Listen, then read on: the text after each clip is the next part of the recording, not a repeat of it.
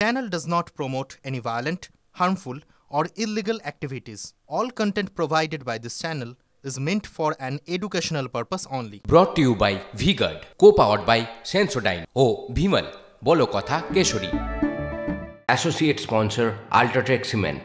চাকরি বাতিল বিতর্কে এবার ইউটার্ন এসএসসির চাকরিহারাদের মধ্যে যোগ্য আর অযোগ্য এই যে বিভাজন, সেই বিভাজন সম্ভব, মানে তালিকা সম্ভব, এটা এতদিনে বলছে এসএসসি, জানিয়ে ইতিমধ্যে প্রশ্ন উঠতে শুরু করেছে। এবং এই যে তালিকা, সেই তালিকা এসএসসি সুপ্রিম কোর্টে দেবে।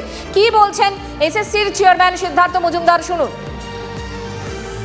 যে আমি তাদের আশ্বস্ত করবার চেষ্টা করেছি যে যোগ্য যারা প্রার্থী তাদের পাশে অবশ্যই কমিশন থাকবে।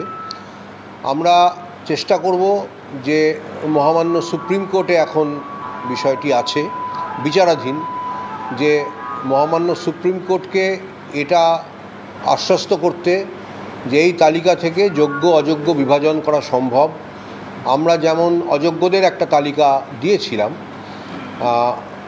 অনারেবল স্পেশাল বেঞ্চের কাছে, তেমনি ওই বিতর্কিতদের তালিকা আমরা অনারেবল সুপ্রিম কোর্টের কাছেও তুলে ধরব এবং তার সঙ্গে সঙ্গে তাহলে বাকি যারা রয়ে গেলেন তাদের ব্যাপারে এখনও পর্যন্ত কোনো অভিযোগ নেই সে ব্যাপারেও আমরা একটা পরিসংখ্যান অবশ্যই দেব।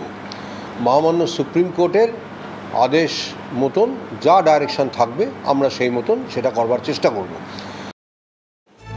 সিদ্ধার্থ মজুমদারের বক্তব্য আপনাদেরকে শোনালাম। সিদ্ধার্থবাবু বলছেন যে যোগ্য আর অযোগ্যদের আলাদা করে তালিকা করা সত্যিই সম্ভব। তাহলে এই তালিকাটা তারা আগে কেন আদালতকে দিলেন না?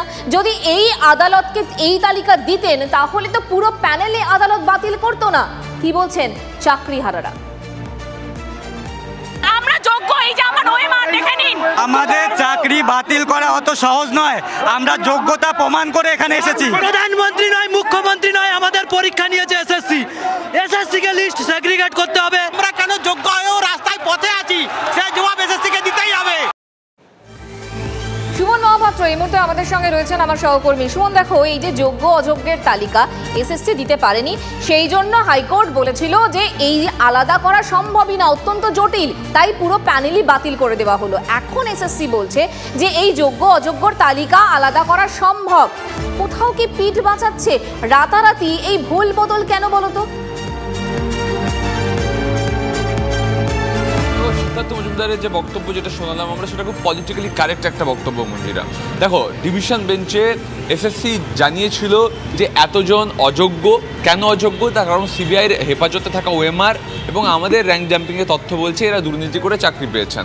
তাহলে বাকিরা যে যোগ্য এটা কিন্তু এসএসসি হলফনামা দিয়ে হাইকোর্টকে জানায়নি এবং সেই জায়গা থেকেই কিন্তু সূত্রপাত সমস্যার, যেখানে বাকিরা যোগ্য কিনা তা নিয়ে প্রশ্ন ওঠে কলকাতা হাইকোর্টে এবং শেষ পর্যন্ত পুরো প্যানেল বাতিল হয়।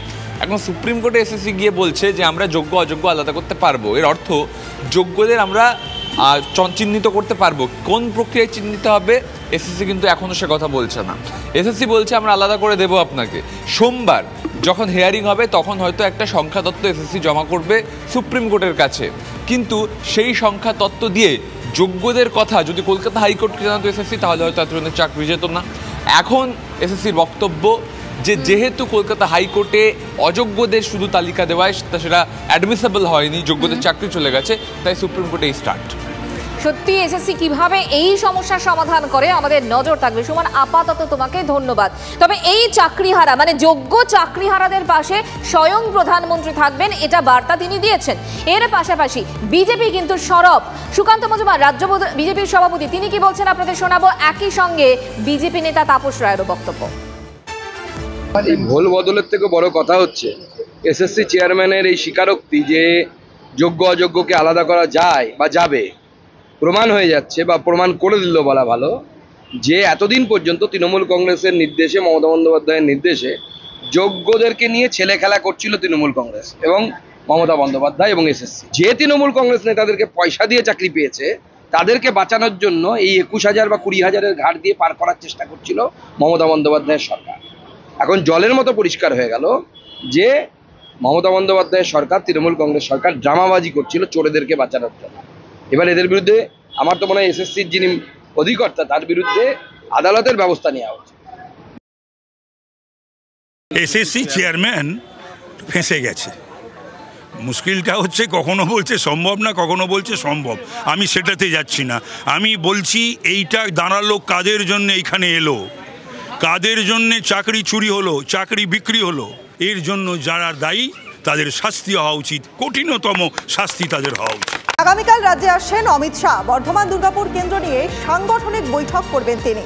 6ই মে ওই কেন্দ্রে জনসভা করার কথা কেন্দ্রীয় স্বরাষ্ট্রমন্ত্রীর। ওই দিন কৃষ্ণনগরে রোড শো করবেন তিনি। এ বিষয়ে বিস্তারিত জানবো আমাদের প্রতিনিধি প্রদীপ্তর কাছ থেকে।